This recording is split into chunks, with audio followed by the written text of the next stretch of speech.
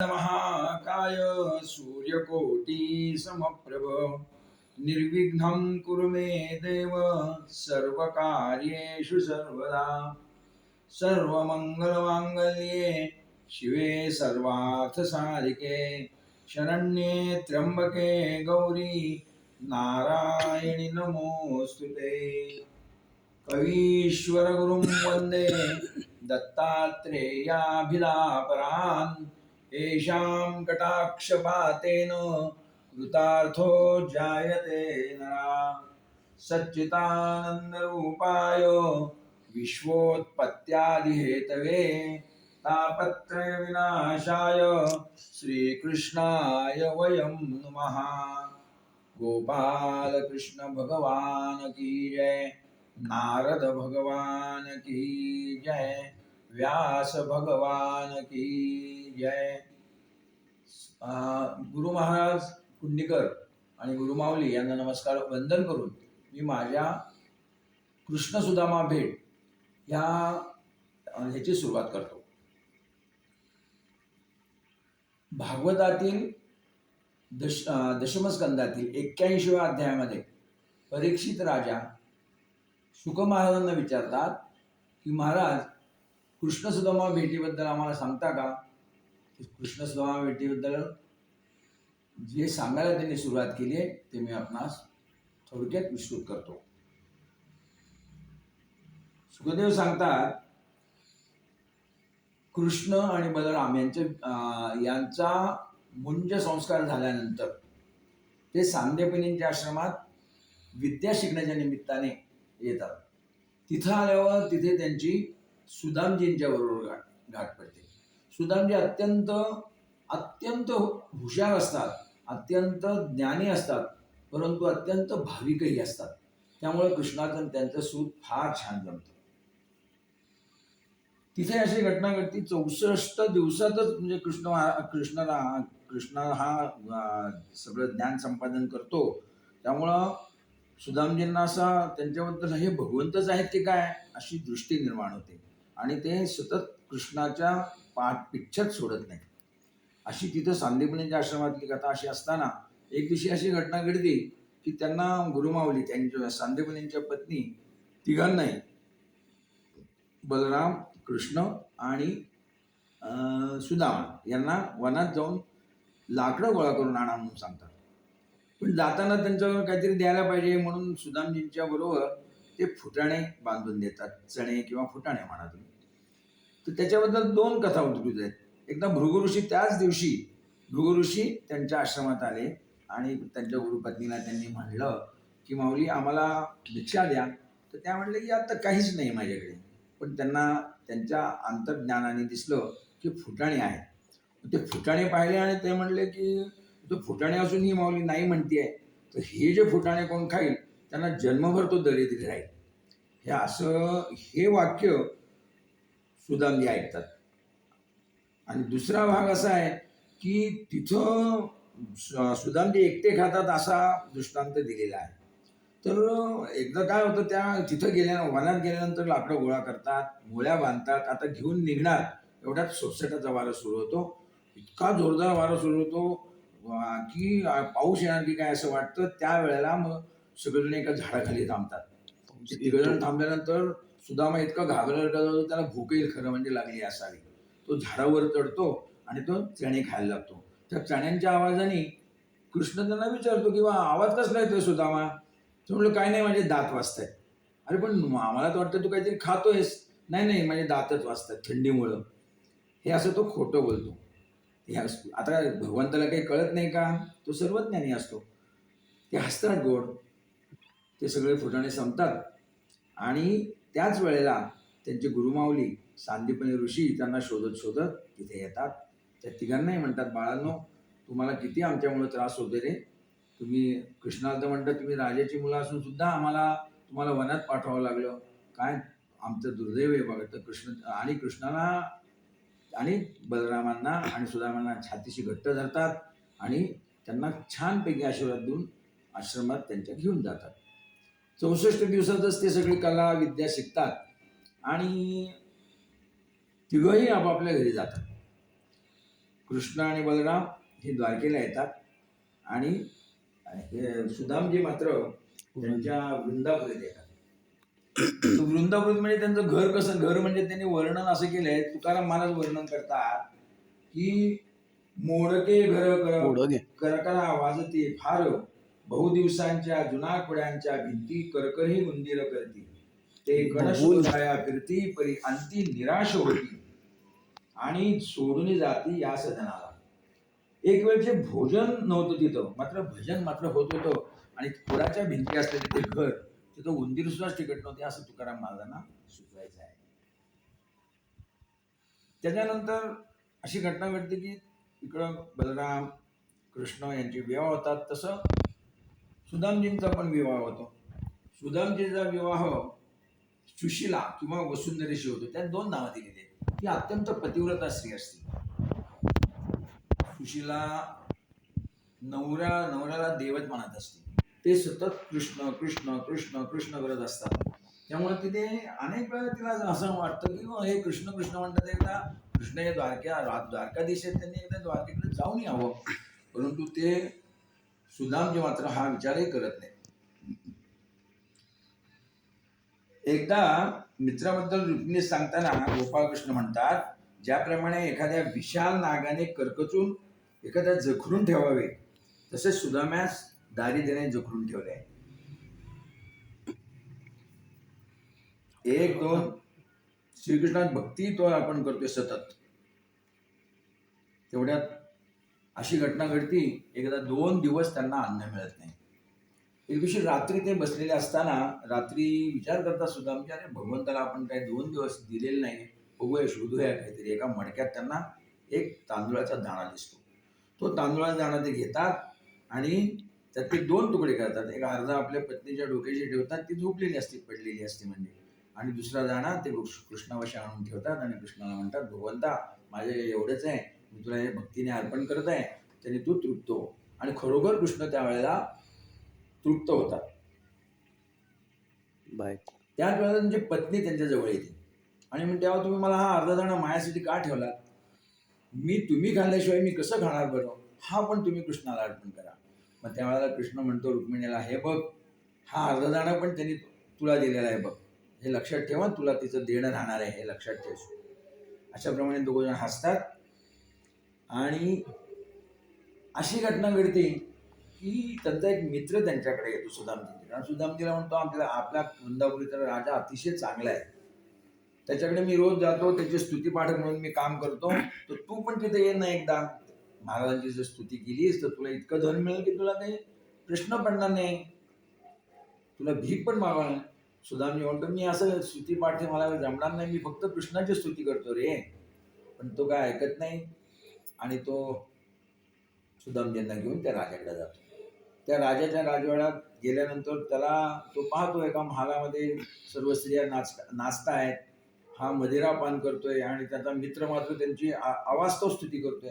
त्यांना अत्यंत वाईट वाटतं, परंतु ते काही करू शकत नाही. म्हणजे मी काही स्तुती करू शकणार नाही असं मनातल्या म्हणतात. तेवढ्यात तो राजा म्हणतो, अरे तुमच्या मित्राला हे, त्याला ते धन देतात त्याच्या मित्राला, भुर्जुंड्या झाडाच्या देतात आणि म्हणतात, आता तुमच्या मित्राला सांगा.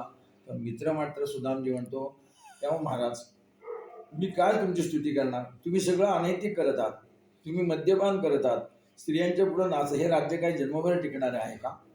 अहो कृष्ण नाम घ्या, कृष्ण नामाशिवाय जगात काहीही नाहीये, आणि तुम्ही कृष्ण नाम जर घेतलं तर तुम्ही मुक्त व्हाल हो. हे काय किती दिवस टिकणार आहे? त्याचा त्या राजाला प्रचंड राग येतो. ते सेवकांना बोलवतात आणि ते म्हणतात, त्यांना हाकलून द्या. ते सेवकांना इतक्या रागाने सांगतात, त्यामुळे सेवक लगेच येतात, त्याला पकडतात आणि जिन्यातून ढकलून देतात. ते जिन्यातून ढकलून दिल्यामुळे त्यांना ते अत्यंत अनंत ठिकाणी जखमी होतात, खूप लागतं त्यांना. ते लागलेल्या ठिकाणी ते घरी कणत जातात. पत्नीला ते सगळं समजतं. पत्नी रात्री ते कणत असताना थोडंसं तेल लावते आणि तेल लावल्यानंतर म्हणते की लावत असतानाच तिचं सुदामजी म्हणतात, अगं तू कशाकरता तेल लावतीस मला? ते होईल आपोआप बरं, मी कृष्ण कृष्ण म्हणतोय, कृष्ण बरं करेल. ती म्हटली, कसलं आलंय, थोडंसं तेल लावून घ्या. नाही, तो म्हणतो नाही. म्हणल्यानंतर तिला ती पतिव्रता असल्यामुळे तो नाही म्हणल्यानंतर ती ते ठेवून देते. तो म्हणतो, आपल्याला उद्या जर भिक्षा मिळाली नाही तर उद्याचा दिवा कसा लागणार, किंवा मला तेल लावू नकोस. मग मात्र ती मनातल्या मनात भगवंताला म्हणते, अरे भगवंता तू त्याचा मित्र आहेस ना, कर रे त्यांना बरं. हे म्हणल्यानंतर कृष्णाला खूप म्हणजे बरंही वाटतं आणि पटकन ते गुप्त रूपाने येतात. द्रोण आणतात आणि द्रोणामध्ये भरपूर लोणी घेऊन येतात आणि ते लोणी सगळ्या अंगाला लावतात. आणि तेवढ्यात ते अंगाला लावल्यानंतर सुद्धा म्हणतो, अगं तुला मी म्हणलं ना तेल लावू नको म्हणून, तू काय लावते, सगळं चिकट चिकट ते अंग झालंय माझं. ती म्हणते, अहो मी तर झोपले. ती झोपलेली ते म्हणजे अशी उठते आणि त्यांच्या जवळ येते. ती म्हणते, अहो खरंच की तुमच्या अंगाला सगळं लोणी लागले. आणि मग ती मोठ्यांनी रडायला लागते. ती म्हणते, अहो माफ करा मला, मी आता मनातल्या मनात कृष्णाची प्रार्थना केली आणि त्यांना म्हणलं की बाबा तुम्हीच आता बरं करा, माझ्याकडनं ते काय तेल लावून घेत नाहीयेत. हे म्हणल्यानंतर मात्र सुदामजी रागवतात. म्हणतात, अगं तू अशी असं कसं त्याला तू त्रास देतेस ग, तो माझा कृष्ण माझा मित्र आहे. तेव्हा तिला म्हणतात, वसुंधरे माझ्यावर रागवायचे तेवढे रागव, मात्र आपल्या अंतर्मनातला श्रद्धा व भक्तीचा दिवा सतत तेवढ राहू दे, असे म्हणतो. प्रेम जेवढे गुप्त ठेवू तेवढे वाढते आणि धन जेवढे गुप्त ठेवू तेवढे कमी होत जाते. वृंदावनाच्या राजाकडे हे जे सगळं झालेलं आहे ते आता होईल बरं. आणि त्यामुळं त्यावेळेला तो राजा, त्यावेळेला मग तिचा सुदामजी बोलल्यानंतर मात्र ती म्हणते, तुम्ही हा सकारात्मक का घेत नाही. कदाचित कृष्णाने तुम्हाला हा संकेत दिला असेल की माझा मित्र आहेस ना, ये मला भेटायला. हे सुदामजींना पटतं. ते म्हणतात, ठीक आहे मी आता उद्या जातो, पण आपण राजाकडे जायचं म्हटल्यानंतर काहीतरी त्याला रिक्त हस्ते कसं जाणार राजा, देवाकडे आणि राजाकडे रिक्त हस्ते जाऊ नये ना. ती म्हणते, ठीक आहे मी सगळीकडं 4 ठिकाणी हे मागून बघते, काय पोहे वगैरे मिळत असतील तर मी घेते आणि तुम्हाला आणून देते. त्याप्रमाणे ती दुसऱ्या दिवशी सकाळीच आपल्या आसपासच्या घरात जाते. एका ठिकाणी तिला 4 मोठे पोहे मिळतात. ते पोहे घ्यायची आणि त्याला बुरजुंडी बांधून सुदामजींच्या बरोबर देते. सुदामजी निघतात, ती पण त्याच्याबरोबर वेशीपर्यंत येते. वेशीवरती विष्णूचं मंदिर असतं. त्या मंदिरामध्ये विष्णू भगवंताला सुदामजी सांगतात, हे भगवंता मी आता द्वारकेस निघालोय माझ्या कृष्णाला भेटायला, माझ्या कन्हैयाला भेटायला. तर तिथून येईपर्यंत माझ्या वसुंधरेचं तू रक्षण कर आणि मुलांच्या खाण्यापिण्याची व्यवस्था कर रे बाबा, असं म्हणून विष्णूला सांगून ते एक साधारण 1-2 किलोमीटर जातात. कृष्ण कृष्ण कृष्ण कृष्ण असं करत जातात. तेवढ्यात छान बासरीचा आवाज त्यांना ऐकू येतो. छान मुरली वाजवणार आहे मनुष्य त्यांच्या पाठीशी येत असतो आणि तो पाहून ते तिथं अगदी शांत होतात. किंवा म्हणतात, किती छान वाजवतोयस रे, आनंद वाटतोय रे मला, म्हणून ते थांबतात. त्यावेळेला ते म्हणतात, अरे तू काय, तुझं नाव काय रे, किती छान वाजवतोयस. ते म्हणले, माझं नाव मुरली मनोहर. प्रत्यक्ष तो गोपाळकृष्णच असतो. सुदामजींना रस्त्याने श्रम होऊ नये, त्रास होऊ नयेत म्हणून ते त्या नावाने मुरली मनोहर या नावाने आलेले असतात. चालत चालत चालत जात असतात. हा मध्ये मध्ये गप्पा टप्पा करत असतो, त्याच्या स्वतःच्या लक्ष्मीचं कौतुक करत असतो. तर ह्यांना ते आवडत नाही. ते म्हणतात, अरे सारखं किती बायकोचं कौतुक करतोस, नाव घे ना जरा, भगवंताचं नाव घे चल. ते काय, तो म्हणतो मग मी वाजवतो, मग मुरली वाजवणं हेच मला आवडतं. मग तो मुरली वाजवत अशी दर मुक्काम करत जात असतात. एका ठिकाणी मुक्कामाला ते एका खंडरात, जवळच खंडरात थांबतात आणि सुदामजींना विनंती करतात की चला माझ्याबरोबर जेवायला बसा. तर सुदामजी म्हणतात, नाही मी नाही जेवणार, मी जेवत नाही. ते म्हणले, का जेवत नाही. ते काही सांगत नाही, पण कृष्णाला काही समजत नाही का, आपली बायका मुलं उपाशी येत आणि मी कसं खाऊ, म्हणून ते खरं खात नसतात. त्याच वेळेला तिथून त्या खंडारमध्ये त्या जिथे राहिलेले असतात तिथे एक मनुष्य येतो आणि खूप मोठ्याने तो असं बोलतो की, अहो तुम्ही ऐकलं का, आपल्या शेजारच्या गावामध्ये एका पंडिताला नातू झालाय आणि तो नातवाच्यासाठी त्यांनी 10 दिवसाचा मोठा यज्ञ आरंभ केलाय. आणि त्या यज्ञात त्यांनी असं सांगून टाकले सगळ्यांना, आसपासच्या 10 गावात कोणत्याही ब्राह्मणांनी चूल पेटवू नये. त्यांच्या घरी घरपोच त्यांना क्षीरपुरीचं जेवण पोचवलं जाईल. मी आता वृंदापुरीतून आलो, तिथं सुदामजीच्या घरी गेलो तर सुदामजी नव्हते, मात्र त्यांची पत्नी आणि मुलं होती. तिथं पण त्यांनी यांनी सांगून टाकलं त्या पंडिताच्या लोकांनी की तुम्ही आता 10 दिवस काहीच करू नका. त्यामुळे 10 दिवस तुमच्या सुदामजी कुठे गेलेत माहीत नाही, परंतु ते सुदामजी सगळं ऐकत असतो, त्याला खूप आनंद होतो. आणि मग मात्र तो मुरली मुरली मनोहर बरोबर जेवण करतो. आणि तो त्यावेळेला तृप्त झाल्यानंतर मुरली मनोहरच त्यांना सृष्टीचं सगळं दर्शन त्याच खंडाऱ्यामध्ये करून दाखवतो. विष्णूचं दर्शन होतं, त्रैलोक्याचं दर्शन होतं. इतका आनंद घेतो तो सुदामजी. आणि दुसऱ्या दिवशी ते द्वारकेत पोचतात. द्वारकेत पोचल्याबरोबर मात्र मुरली मनोहर म्हणतो, आता मला घरी जायला पाहिजे, माझी लक्ष्मी वाट पाहत असेल, असं म्हणतो. आणि तो म्हणतो निघून जातो. हा म्हणतो, आता मला कृष्णाचं घर कसं सापडणार? ते म्हणल्या, कुणालाही विचारा, कृष्ण तुम्हाला कुणीही सांगेल. ते चौकात अशा एका विहिरीच्या पाण्यावर खूप गर्दी असते, तिथे विचारतात तर तिथे सांगतात. अहो कृष्ण, तुम्ही कन्हैया कन्हैया काय म्हणताय? म्हणले, हो माझा बालपणीचा मित्र आहे तो. तुमचा मित्र? असं सगळेजण आश्चर्यचकित होतात. त्यामुळे त्यालाही असं वाटतं की लोकांना संशय येतो, म्हणजे मग आता कसं काय करायचं? तरी तो चौकीदारापर्यंत तो चालत चालत जातो. चौकीदाराला सांगतो की अहो मी कन्हैयाचा मित्र आहे, तो माझा बालपणीचा मित्र आहे. कन्हैयाला तुम्ही निरोप देता का की सुदाम आलाय म्हणून? ते म्हणतात आम्ही निरोप देतो, तुम्ही थांबा 2 मिनिटात. त्या कृष्णाच्या पत्न्यांच्या बरोबर तो आता जेवायला बसणार असतो.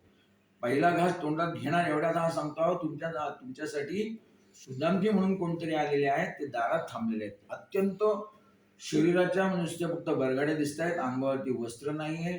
म्हणजे एक धोतर कसं तरी त्यांनी नेसलेलं आहे, अंगावरती एक उपरण आहे, परंतु अत्यंत दरिद्री अवस्थेतले ते असे आलेले आहेत. तरी कन्हैया कन्हैया म्हणतात. ते ऐकल्याबरोबर मात्र हातातला घास तसाच टाकून आहेच त्या पटीत कृष्ण उठतात आणि अनवाणी ते निघायला लागतात. त्यावेळेला इथलं सुदामजींच्या मनात काय विचार येतो की अरे आपण एवढ्या मोठ्या राजाला झालोय, एवढे मोठे राजमहालामध्ये कृष्ण राहत आहेत, आपण जाणं योग्य आहे का तिथं? नकोच, आपण आपलं जावं परत. म्हणून ज्या ठिकाणी ते पहिल्यांदा विचारत असतात ना की कुठे आहे कृष्णाचा महाल, तिथंच ते परत माघारी फिरून येतात की नकोच जायला कृष्णाच्या राजमहालात. आणि तिथं मात्र कृष्ण पळत पळत अनवाणी, अंगावरती शेला नाही, काही नाही, उघडा असा, ज्याप्रमाणे सुदामजी उघडे आहेत त्याचप्रमाणे कृष्ण उघडे अनवाणी असे पळत पळत अरे सुदामा तू कुठे आहेस, अरे सुदामा असे ओरडत येतात. आणि तिथं जेव्हा त्या चौकात पाहतात, सुदामाही पाहतो, त्याच्या डोळ्यातून अश्रू वाहत असतात. आणि कृष्णही त्याला करकचून घट्ट मिठी मारतात. ती मिठी मारल्यानंतर मात्र आसपासच्या समाजातील लोक मात्र तृप्त होतात की अरे रंक आणि राजा कशी एकत्र असू शकतात, मित्र असू शकतात. हे पहा, याचं उदाहरण जन्मोजन्मी युगानुयुग सांगितलं जाईल. अशा या दोघांची मैत्री दिसती आहे. किती हा दरिद्री आहे, परंतु कृष्णाने त्याला किती जवळ केले. मग तेवढ्यात सुदामजी म्हणतो, आता तुम्हाला भेटलाच ना, मी आता परत जातो. नाही म्हणले, माझ्या घरी यायला पाहिजे तुला. तेवढ्यात ते त्याच्या दूतांना सांगून रथ मागवतात. रथामध्ये सुदामजींना बसवून ते त्यांच्या महालात जातात. महालात गेल्या प्रवेशद्वारातच त्यांच्या कृष्णाच्या पत्न्या त्यांना औक्षण करतात. सगळ्या अंगावरती फुलं उधळतात आणि कृष्णाला घेऊन कृष्ण त्याला सुदामजींना घेऊन त्याच्या स्वतःच्या महालात नेतो, सिंहासनावरती बसवतो आणि त्याची पाद्यपूजा करतो. इतकी छान पाद्यपूजा करतो की त्याला काही सुधरतच नाही. तो म्हणला, मी काय करतोय, काय चाललंय? आणि त्यावेळेला त्याची पाद्यपूजा करत असताना कृष्ण त्याचे पाय पाहतो. त्याच्या पायात प्रचंड काटे असतात. ते काटे पाहून कृष्णाच्या डोळ्यातून घळघळा अश्रू वाहू लागतात आणि त्या अश्रूनीच तो त्यांचे पाय धुतो. त्या कृष्णाच्या हात लागल्यामुळे सगळे काटे निघून जातात. हे काय वेगळं सांगायला नको की तो भगवंतच आहे, त्याला तो भावाचा भुकेलेला आहे हे ते दिसून येतं. मग त्याचं व्यवस्थित पंचपक्वान्नांनी भोजन होतं.